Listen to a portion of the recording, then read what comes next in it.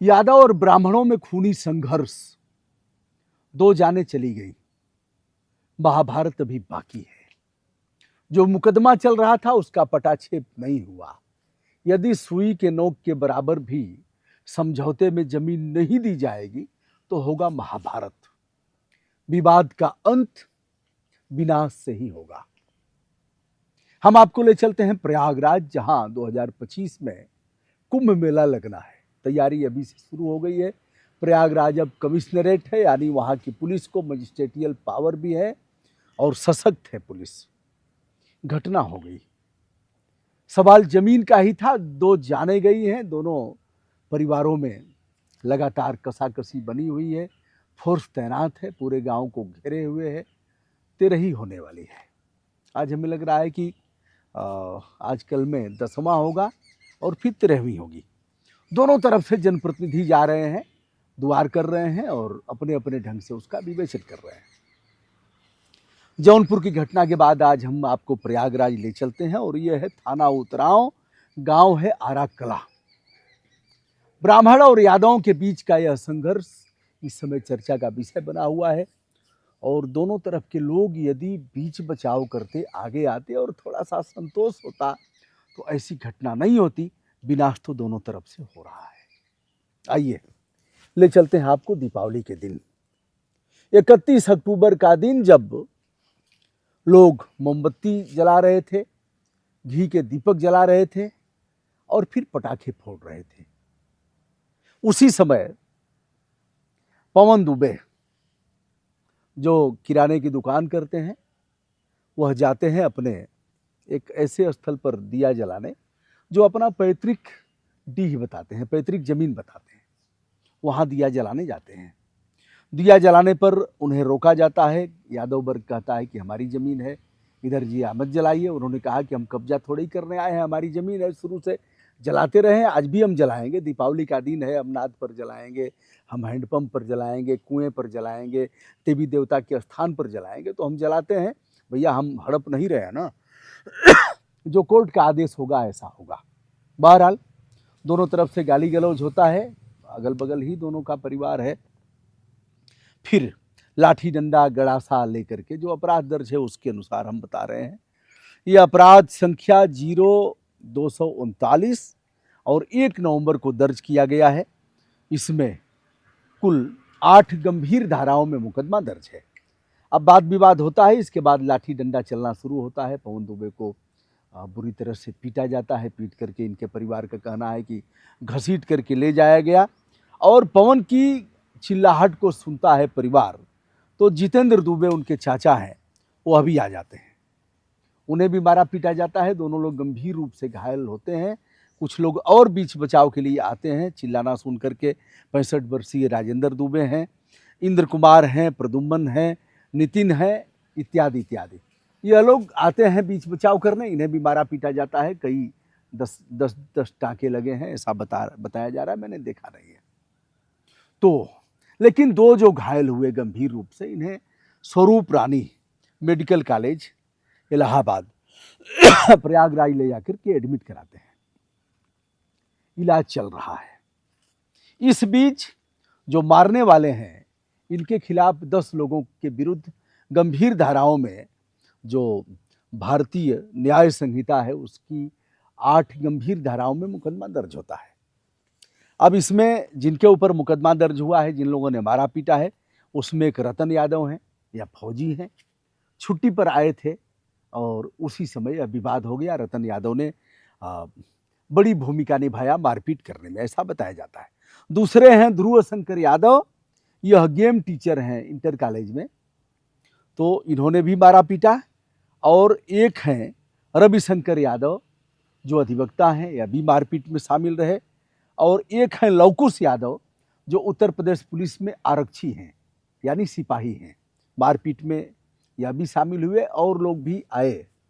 गंभीर रूप से घायल करने के बाद यह लोग हॉस्पिटल में चले जाते हैं, इलाज होता है। इधर यह लोग फरार होते हैं, पुलिस गिरफ्तार करती है। लवकुश जो आरक्षी है वह तो फरार है। अब एक चीज़ और है कि वह अवकाश लेकर के आया था या फिर बिना छुट्टी के आया था। दीपावली में सारे अवकाश बंद कर दिए गए थे, ऐसे होता है, दाएं बाएं करके लोग आते जाते हैं।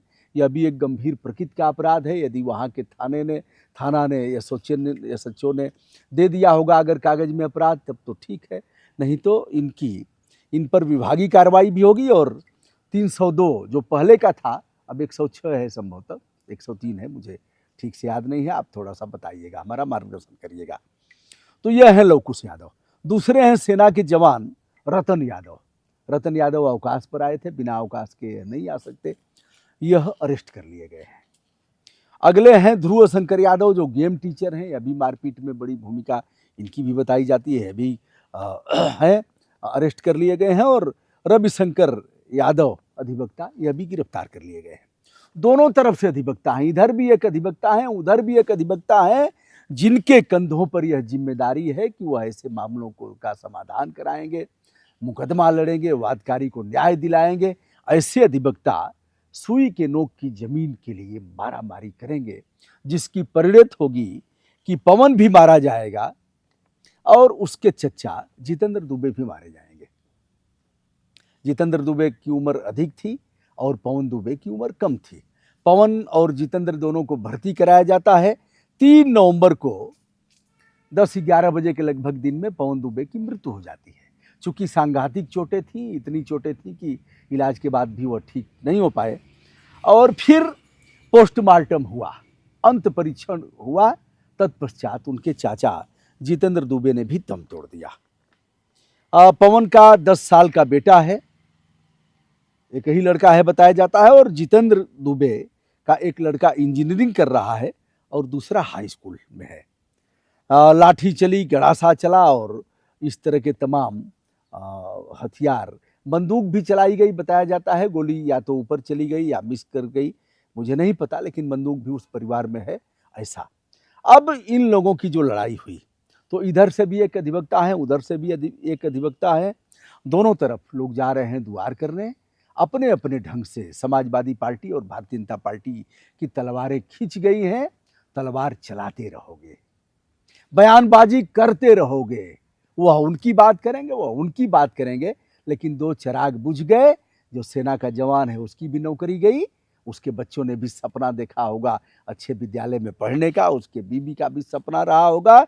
और फिर जो पुलिस का जवान है लवकुश यादव, उसका भी सपना रहा होगा, वह थोड़े ही दिन में प्रधान आरक्षी हो जाता, उप निरीक्षक हो जाता। लेकिन अब उसके भी सपने चकनाचूर हो गए।